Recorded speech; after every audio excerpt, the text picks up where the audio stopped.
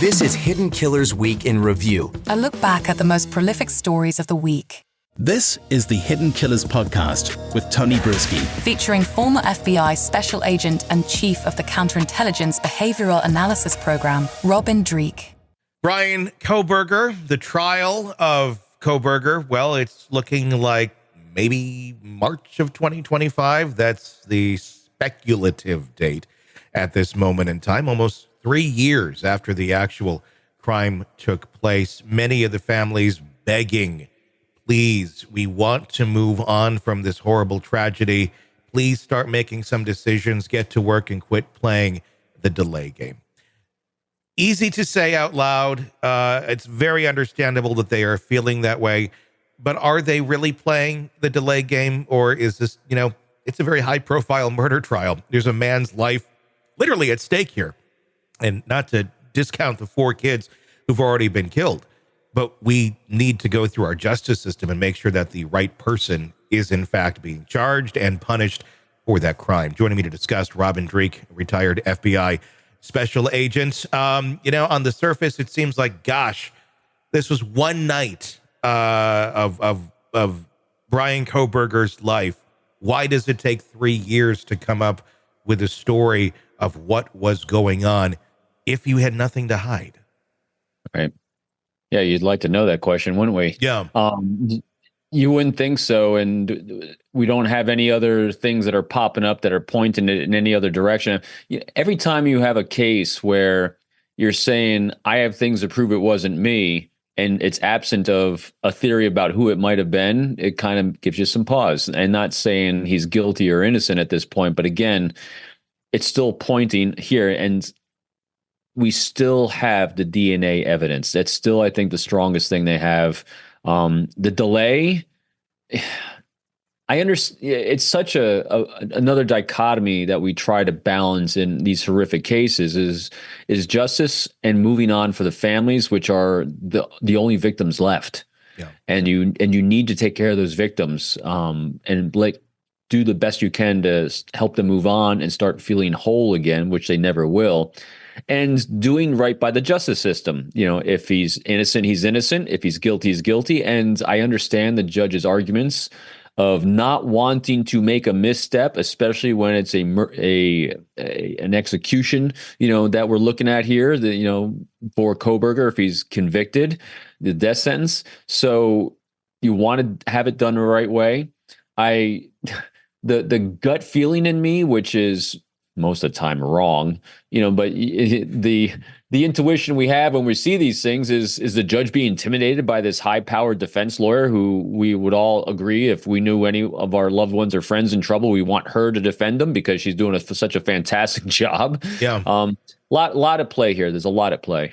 She certainly knows how to pull the levers of the system and work it the way that it needs to be worked to buy more time. Obviously, he waived his rights to a speedy trial, so this is what you get. This really is not that abnormal. It's very par for the course for any sort of high-profile murder case. Yep.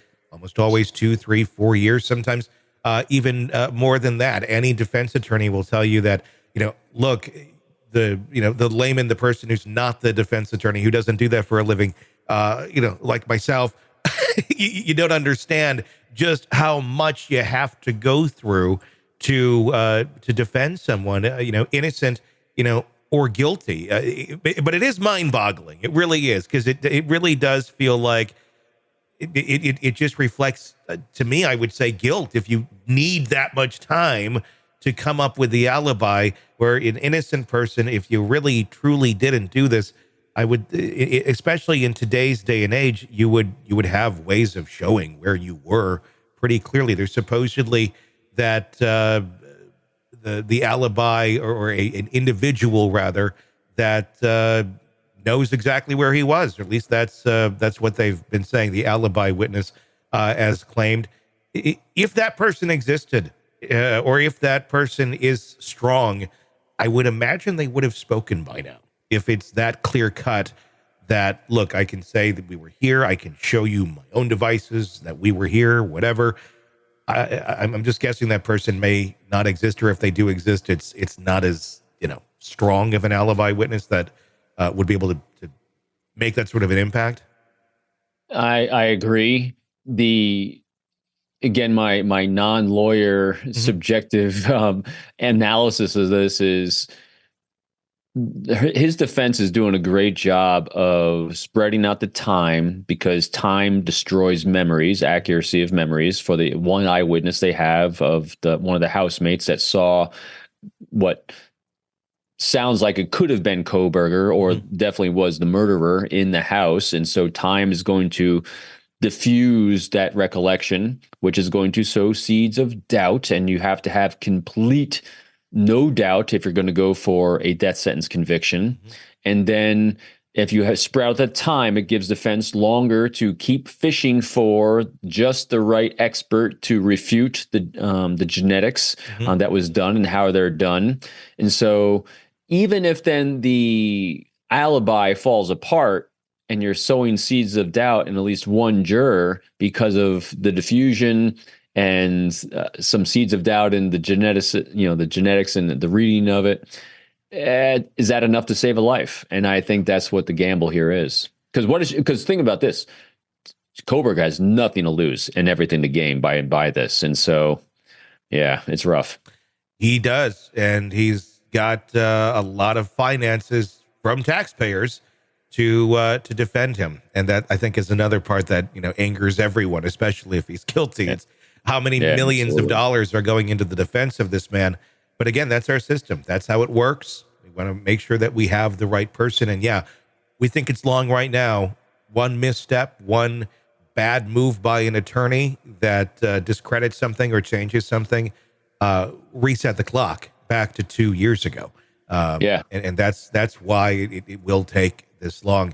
Very fascinating. We'll be watching the motions, as there'll be plenty more as we inch forward, piece by piece.